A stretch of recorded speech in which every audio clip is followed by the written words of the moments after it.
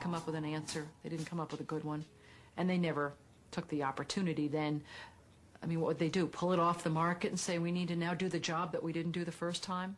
They didn't do that. We wrote the story. We had it ready a week beforehand. They bought ads. Farmers in the milk industry say it's safe, but studies suggest a link to cancer.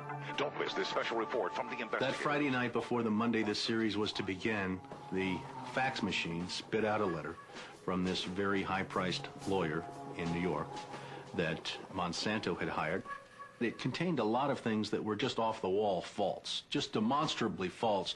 But if you didn't know the story and you didn't know how we had gone about producing it, would have scared you as a broadcaster, as a manager. And they decided that they would pull the story and they would just check it one more time. But the bottom line was that there was no factual errors in that story. Both sides had been heard from. Both sides had had an opportunity to speak. 1 week later, Monsanto sent the second letter. And this was even more strongly worded. And it said there will be dire consequences for Fox News if the story airs in Florida. And this time they freaked. They were afraid of being sued, and they were also afraid of losing advertising dollars at all of the stations owned by Rupert Murdoch. And he owned more television stations than any other group in America. I mean, that's 22 television stations. That's a lot of advertising dollars for Roundup, aspartame, NutraSweet, and other products. So we got into a battle, and the first deal was the new general manager. And his name's Dave, and Dave is a salesman, and, you know, he'd pump your hand. How you doing, how you doing? Called us upstairs to his office, and he said, what would you say if I killed this piece? What if it never ran? And we said, well, you know, we wouldn't be very happy about that. And he said, well, I could kill it, you know. And we said, yes, of course, you're the manager. You could kill it. It would never air. And he's hemming and he's hawing and he's back and he's forth. And we couldn't figure out, what is this all about? And finally he blurted out, look, would you tell anybody? You know, I said, I'm not going to lie for you. About a week later, calls us back to the office and says, okay, we'd like you to make these changes. In fact, you will make these changes. We said, well, look, let us show you the research that we have that shows that this information you want us to broadcast isn't true. To which he replies, I don't care about that. I said, pardon me? And he said, that's what I have lawyers for. Just write it the way the lawyers want it written. I said, you know, this is news. This is important. This is stuff people need to know. And I'll never forget, he didn't pause a beat, and he said, we just paid $3 billion for these television stations. We'll tell you what the news is. The news is what we say it is. I said, I'm not doing that. And he said, well, he said, if you refuse to present this story the way we think it should be presented, you'll be fired for insubordination. I said, I will go to the Federal Communications Commission and I will report that I was fired from my job by you, the licensee of these public airwaves, because I refused to lie to people on the air. And it's thank you very much. You'll hear from us right away. Well, 24 hours came and went, and we didn't hear a thing. And about a week later, he calls us back, and now we've changed strategies. How about if we pay you some money and you just go away? And I said, how much money? Because, you know, when somebody offers to bribe you like that, I always want to know if it might be worth it. He was going to offer us the rest of our year's salary if we agreed not to talk about what Monsanto had done, to not talk about the Fox corporate response in suppressing the story, and to not talk about the story. Not talk about BGH, again, anywhere. Not take the story to another news organization. Zip up. I said, you mean if I want to go to my daughter's PTA meetings and explain what's in the school milk at the school lunch program? I can't, no. You can never speak about this anywhere. And Steve says, okay, write it up. And I'm like, write it up? What are you talking about? Write it up. And I didn't say anything.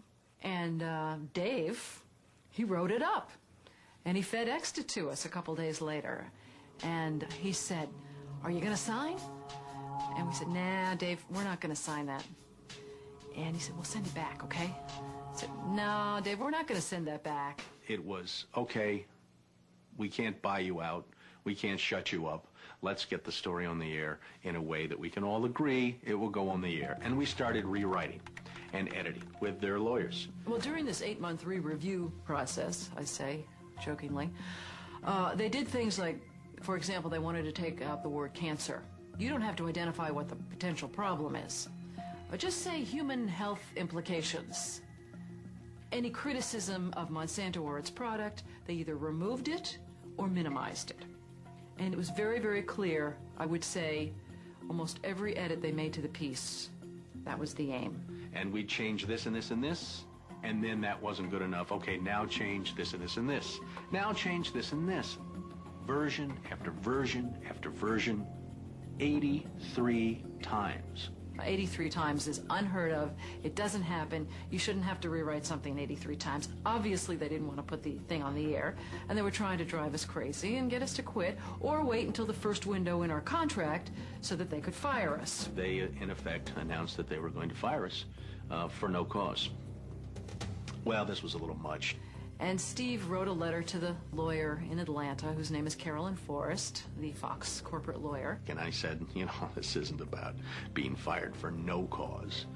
You're firing us because we refused to put on the air something that we knew and demonstrated to be false and misleading. That's what this is about.